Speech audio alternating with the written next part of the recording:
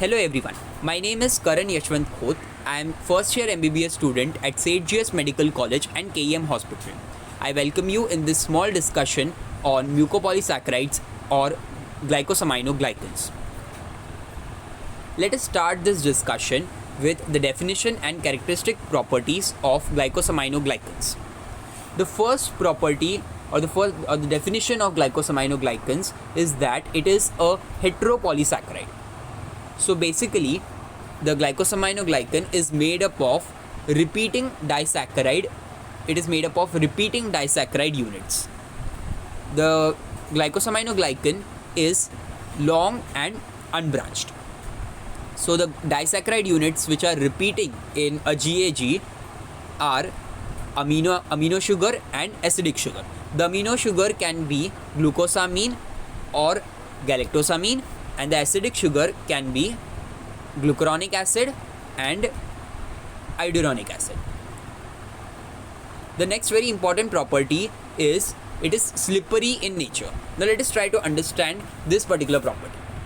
There are carboxyl groups in acidic sugar which give it a negative charge. Adding to this, there are sulfate ions which are bound to the amino sugar which give it also a negative charge. So the complete GAG molecule gets a highly negative charge. Hence, two GAG molecules, they try to repel each other because we know that like charges repel each other. So by the virtue of this particular phenomenon, GAG molecules in a particular solution or in a particular biological fluid, they will try to repel each other. Due to this, they get slippery nature. Next, it is present in joints. Because of its slippery nature, it will make the joints mobile. Next, it is also present in mucin, as a result of which glycosaminoglycans are also called mucopolysaccharides. The next very important and characteristic property of glycosaminoglycans is that it is resilient in nature. As a result, let's try to understand this particular property. Let us consider a sponge. If we squeeze out water from it, it occupies less space, and then as we release the pressure, it springs back to its original volume. So, in the same way, glycosaminoglycans also occupy small volume when devoid of water molecules, and when released the pressure, they return back to their original volume. Hence, this property known as resilience is a characteristic feature of glycosaminoglycans. Then they are synthesized in endoplasmic reticulum and they are degraded in the lysosomes. Next, let us try to understand some very important, biologically important glycosaminoglycans, which are the first one being chondroitin sulfate. The components of its disaccharide units are N-acetyl galactosamine and glucuronic acid. It is present in cartilage, bone and CNS. The important function of chondroitin sulfate is that it is involved in the compressibility of cartilage. The next one is keratin sulfate. The important components of keratin sulfate are N-acetyl glucosamine and galactose. It is involved in the transparency of cornea. The next one is dermatan sulfate. The components of its disaccharide units are N-acetyl galactosamine and iduronic acid. It is present in skin. It is involved in it is present in the structure of the sclera. A very important function of dermatan sulfate is that it binds to LDL, that is low density lipoprotein, as a result of which it is atherogenic glycosaminoglycan. Next biologically important glycosaminoglycans are heparin. Heparin's components are glucosamine and iduronic acid. It is present in mast cells, liver and lungs. It is an anticoagulant. The next one is heparin sulfate. The components of heparin sulfate are glucosamine and glucuronic acid.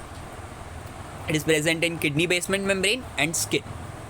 It is responsible for negative charges of the kidney basement membrane, and it is involved in charge selectiveness. So as a result of which, albumin, which is a negatively charged plasma protein, it is repelled from the kidney basement membrane, and hence it is not excreted in the urine. The next one is hyaluronic acid. The components of its disaccharide units are N-acetylglucosamine and glucuronic acid. It is present in skin, synovial fluid, bone and cartilage. It is involved in cell migration, wound healing and morphogenesis.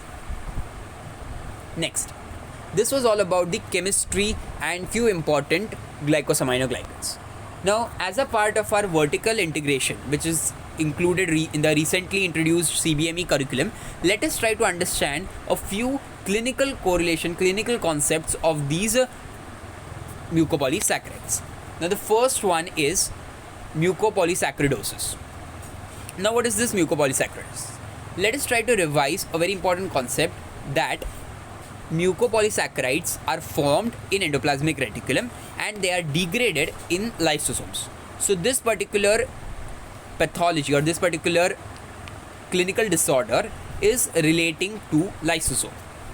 So lysosomes have enzymes which belong to the class of hydrolases. They are responsible for the degradation of the mucopolysaccharides. So in this particular disorder of mucopolysaccharidosis, there is a mutation in the gene which codes for lysosomal enzymes. So as a result of this, the enzymes will be either deficient or they will be partially functional. So this will lead to accumulation of mucopolysaccharidosis, of mucopolysaccharides in the lysosome. So this particular disorder, we will call this disorder as a lysosomal storage disorder, as mucopolysaccharides are getting stored in the lysosomes. They are not getting degraded.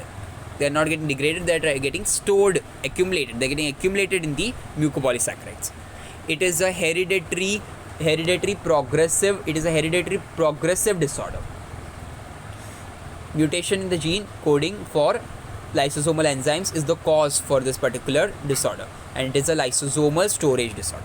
Now, when a patient presents with patient has mucopolysaccharidosis, he or she presents with a variety of clinical features. Now let us try to understand what all are these clinical features. The first one is, as we can see in this picture, the first one is frontal bossing. So you can see over here, this is there is frontal bossing, there is depressed nasal ridge, there are coarse facial features, then we are able to see over here there is claw hand, we are able to see corneal clouding. These are some of the clinical features which would be presented by a patient suffering or presenting with mucopolysaccharidosis. So here are some, the features, the clinical features have been enumerated. These are coarse facial features, frontal bossing and depressed nasal bridge, large tongue, and there's copious nasal discharge. There is visceromegaly, hepatomegaly or splenomegaly. There is protrusion of abdomen because of which, and because of this feature, it might also lead to umbilical or inguinal herniae. Then there are skeletal dysplasia like claw hand, dystosis multiplex and bullet-shaped middle fingers. In this diagram, we are able to see dystosis multiplex and bullet-shaped middle finger. Then the last feature is corneal clouding and mental retardation.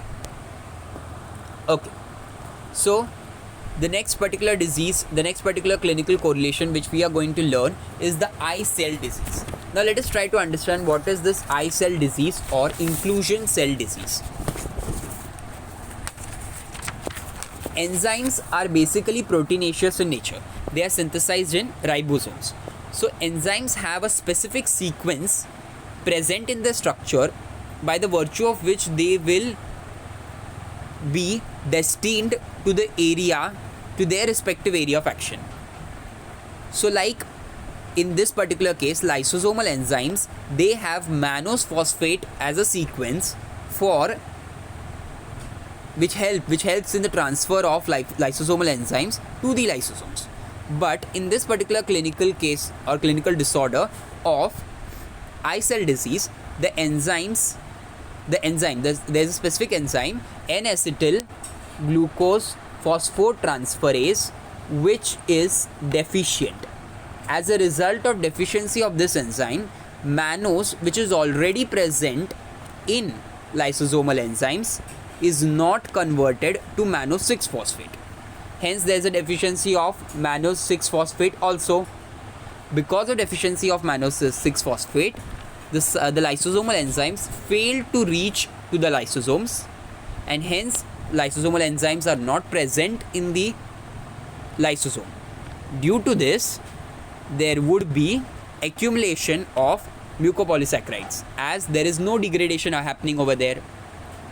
So in this particular case also, there is accumulation of mucopolysaccharides, but it is different from mucopolysaccharidosis.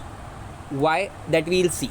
Because in this particular case, eye cell disease is a lysosomal targeting disease where there is no functional anomaly in the particular enzyme. It is just that they do not reach the lysosome. There is no functional anomaly. They are functionally proper for performing their function, but they are not reaching the lysosome. As compared to this, in contrast to this, mucopolysaccharidosis are lysosomal storage disorders where the enzyme is either deficient or non-functional. So that is the basic difference between eye cell disease and mucopolysaccharidosis. So the clinical features which the patient presents is more or less the same as that of mucopolysaccharidosis, as same thing, like mucopolysaccharides are getting accumulated, so the clinical features remain all the same. There's just an extra clinical feature of gingival hypertrophy, which we can see in this particular picture. The patient is presenting with gingival hypertrophy. That's all about this small discussion on mucopolysaccharides. So let's summarize what we have discussed in this particular section. We have discussed the chemistry and the characteristic features of glycosaminoglycans, some biologically important glycosaminoglycans, their particular location, their functions, their components. Then we have studied about the clinical disorders of mucopolysaccharidosis and eye cell disease. I thank you for your time and patient listening. Thank you.